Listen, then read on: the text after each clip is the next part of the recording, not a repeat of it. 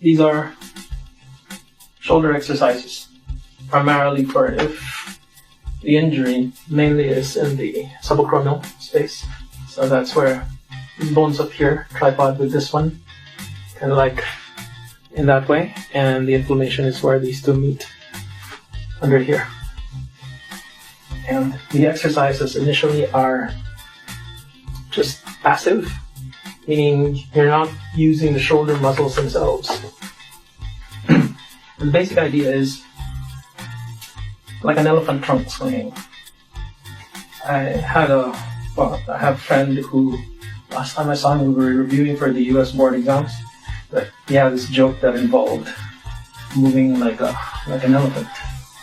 Now what's really funny about that is that's fantastic for the shoulder, for opening it up if there's an injury for which you need the shoulder really relaxed and still being able to go through a ranges of motion. So one way of doing that is this. You're basically, it's not coming from here, it's coming from a swing of your body, bending at your knees. And you can do it with both arms because it just helps with the swing. That's the only reason for that. And then you can swing the body across as well. And bend a bit low for that swing. And it should feel like you're a kid at a swing. That free side-to-side motion. Because if it's not a free side-to-side, you're efforting too much.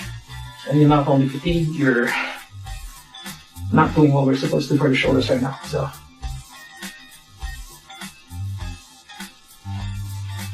there's that swing motion. Okay. More traditional exercises include bracing against something and trying to get that swing as well. You could try initially bending at the knee, one or two knees. That gets, again, the motion isn't coming from here, but from body. And the initial motion is forward and back, and side to side, and you're aiming for an ellipse or a circle that goes clockwise and counterclockwise. So, initially that forward and back. Again, it's not coming from the shoulder. And you should have as much fun with that as you can. Try varying where the fist is pointed so that it swings this way. You do this way, so that it swings this way. Backhand of the fist forward. Backhand of the fist back. Backhand to the side. Okay, so we do that for each.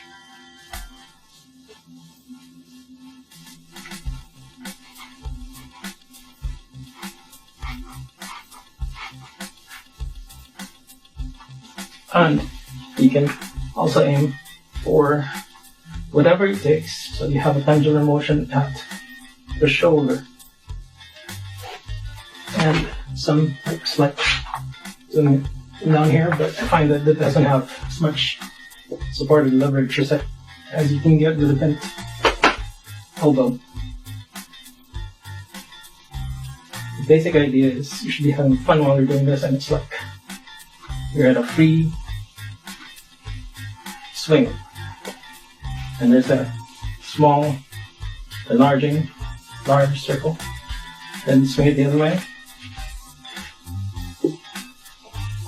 Again, this should be coming from body motion of the arm. And there's that open motion again. And really for fun,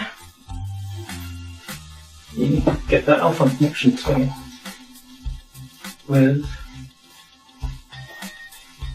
the arm striking as straight as possible. You can lend minor propulsion from hands and from forearms for just a little impetus forward, but it shouldn't come from the shoulder.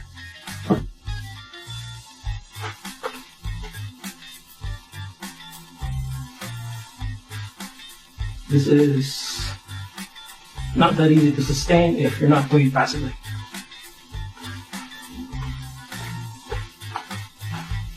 And also forwards.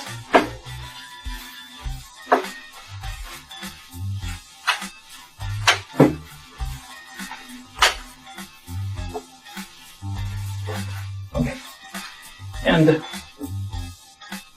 you can add a weight, small weight, to the end.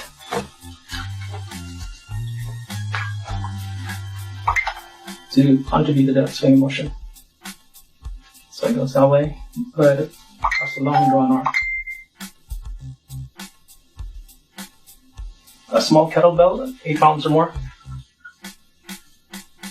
Even a smaller weight than that, 2 to 5 pounds is suitable, but you can do it more.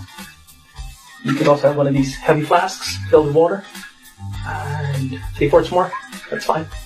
And they do nicely, very, very nicely, for that nice motion. So it's that nice, going in this way, and that way, across a long arm. Okay.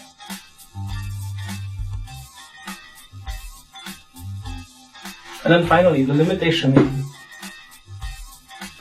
sub-acromial bursitis is that you aren't supposed to compress on it, either with bearing down on it or lying down on one side or so.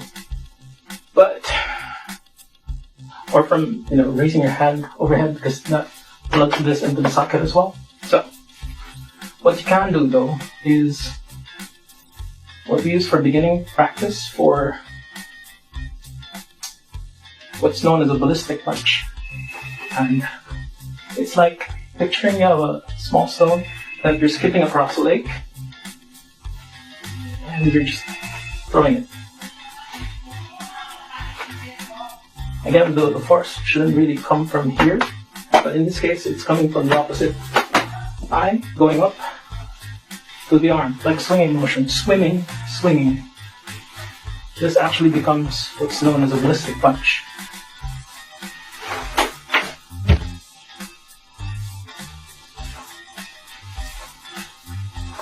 So, after you loosen yourself up sufficiently, there's that like skipping motion.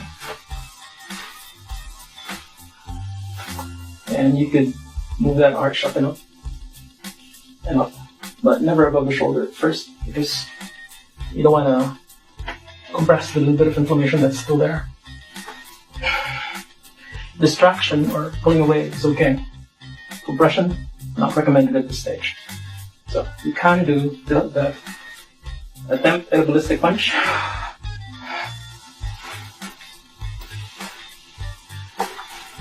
And it's basically like trying to throw your fist, like a swinging, throwing motion. So there's a difference between like a boxing punch. It's coming largely from here, where this comes from this, going up, like a shrug, and the shrug projecting forward. And you only really form a punch of this at the end of that throw. So,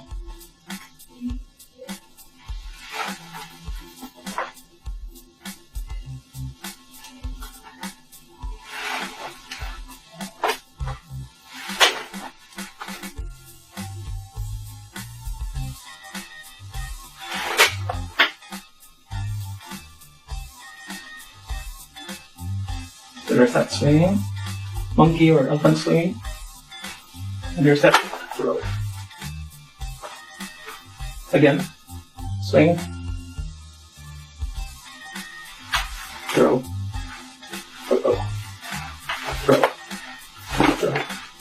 throw. With practice, you'll actually find that being able to throw a ballistic punch left and right is quite a good cardio. So demonstrate.